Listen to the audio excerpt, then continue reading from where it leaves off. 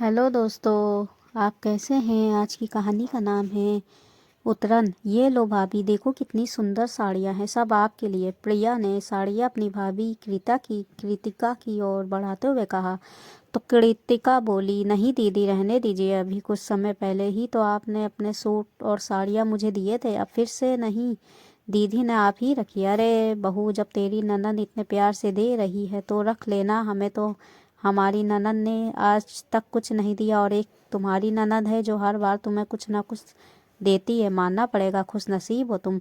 इतना बोलने के बाद आशा जी ने सारी साड़ियाँ उठाकर कृतिका की गोद में रख दी, और कृतिका इन्हें अलमारी में रखने चल दी। कमरे में आकर कृतिका सोचने लगी, कुछ तो करना पड़ेगा, वरना दीदी हर बार अपने पुराने सूट और साड़ियाँ ऐसे ही मुझे देती रहेगी। दीदी खुद तो हर महीने शॉपिंग करती और एक कपड़ा कुछ महीनों से ज़्यादा नहीं पहनती, और मुझसे उम्मीद करती कि मैं हमेशा उनकी उतरन उतरन ही पहनती रहूं। और ये सासू माँ मुझे नए कपड़े भी नहीं खरीद कर देती। जब भी शॉपिंग जाने का प्लान बनता तो कह देती, जब प्रिया ने इतने कपड़े दिए हैं तो नए कपड़े लेने की क्या ज़रूरत है।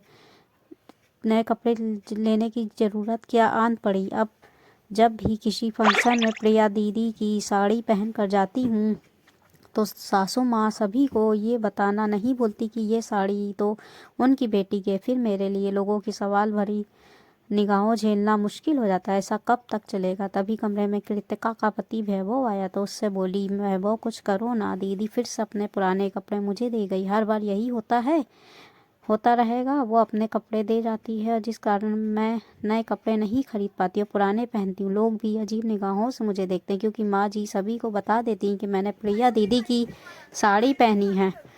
कई लोगों ने मुझसे सीधे मुंह कह दिया, जब वैभव की तनख्वाह इतनी अच्छी है तो ननद की उतरन क्यों पहनती हो। अब क्या जवाब दूँ सभी को। कुछ करो ना। आप देखो कृतिका, मैं इन सब चक्करों में नहीं पड़ना चाहता, लेकिन बस इतना बोलूँगा, अगर तुम्हें दीदी के कपड़े नहीं लेने तो सीधे मुंह उन्हें मना ना कर दो। शायद कुछ दिन तो उन्हें बुरा लगेगा, लेकिन हमेशा के लिए इन सब से पीछा छूट जाएगा। इतना बोल वह चला गया। कृतिका उसका कुछ समझ में आ गया कि अब उसे खुद ही कुछ करना होगा, वरना सब ऐसे ही चलता रहेगा। सीधे मुंह कुछ बोला तो रिश्तों में कड़वाहट आती है, इसलिए कुछ ऐसा करना होगा जिससे सामने वाला समझ भी जाए और रिश्तों में प्यार और अपनापन भी बना रहे। कृतिका ने अलमारी से कुछ साड़ियाँ निकाली जो पहनती नहीं थी, और सास के कमरे की ओर चल दी, जहाँ प्रिया उसकी सास बैठ कर बातें कर रहे थे। कृतिका बोली, दीदी आप हर बार अपनी साड़ियाँ और सूट मुझे देते हो। इस बार मैंने सोचा है मैं भी अपनी पुरानी साड़ियाँ आपको दे दूँ। ये लीजिए दीदी, और इन्हें पहनना ज़रूर। पुरानी साड़ियाँ देख आशा जी गुस्से में बोली, ये क्या बहू, ननद को कोई अपनी पुरानी साड़ियाँ देता है। क्या देना है तो कुछ नया दो। लेकिन मम्मी जी, मैं ये साड़ियाँ पहनती नहीं हूँ, इसलिए सोचा बेकार पड़ी है तो दीदी को दे दो। कृतिका मुस्कुराते हुए बोली, क्या तुम अपनी बेकार चीज़ें मेरी बेटी को देना चाहती हो। उसकी शादी अच्छे घर में हुई है, वो तुम्हारी उतरन क्यों पहनेगी।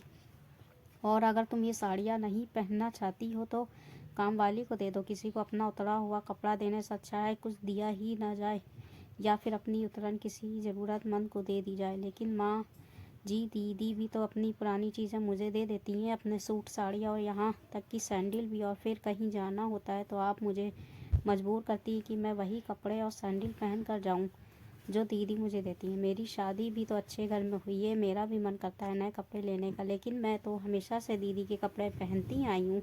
अगर मायके से कुछ नए कपड़े मिलते तो भी आप दीदी को देती है। पहले दीदी पहनती है, फिर वो मेरे हिस्से में आते हैं। मेरे भी तो अपने कुछ चाव हैं। मैं आपकी और दीदी की बहुत इज्जत करती हूँ, लेकिन ये बात मुझे बहुत परेशान करती है, इसलिए आज आपसे कह रही हूँ। उम्मीद करती हूँ आप इस बात को समझेंगी। ये बोलते ही कृतिका को लगा जैसे दिल में उठ रहा गुबार सा शांत हो गया। काफ़ी समय पहले से कृतिका ये बातें कहना चाहती थी, लेकिन चुप रही। काश ये बातें उसी दिन कह दी होती जब पहली बार उसकी ननद ने उसे पुराने कपड़े दिए थे। प्रिया और उस आयशा जी को भी लगा कि जो बात कृतिका कह रही है वो एकदम सही है, और वो दोनों भी रिश्तों में कड़वाहट नहीं चाहती थी। प्रिया बोली, अच्छा हुआ भाभी जो आपने अपने दिल की बात साफ शब्दों में कह दी, वरना ये बातें दिल में रहती तो रिश्तों में कड़वाहट पैदा होती। मैं आपकी भावनाओं की कदर करती हूँ, आगे से ऐसा नहीं होगा। आयशा जी भी बोली, सही कह रही है प्रिया, दिल की बात खुलकर बोल देनी चाहिए। आज कृतिका ने सारी बात खोल कर बोली है तो हमें भी अपनी गलती समझ में आई है। पहले चुपचाप सामान ले लेती थी तो हमें लगता था कि कृतिका को कोई आपत्ति नहीं है।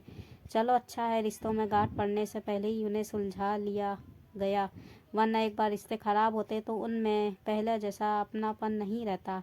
सास और ननंद की बात सुनकर कृतिका के दिल को तसल्ली हुई। वो इस बात की खुशी थी कि दोनों ने उसकी भावनाओं को समझा और उसकी बात का गलत मतलब नहीं निकाला। इस दिन के बाद प्रिया अपना पुराना सामान अपनी काम वाली कमला को देने लगी। कमला प्रिया की साड़ी लेकर बहुत खुश होती और वो प्रिया को ढेरों आशीर्वाद भी देती। दुआएं और आशीष पाकर प्रिया भी बहुत खुश होती। अगर ये आपको हिंदी कहानी अच्छी लगी हो तो लाइक करें, सब्सक्राइब करें, शेयर करें। फिर मिलेंगे एक हिंदी नई कहानी के साथ। जब तक अपना ख्याल रखिए। अल्लाह हाफिज़।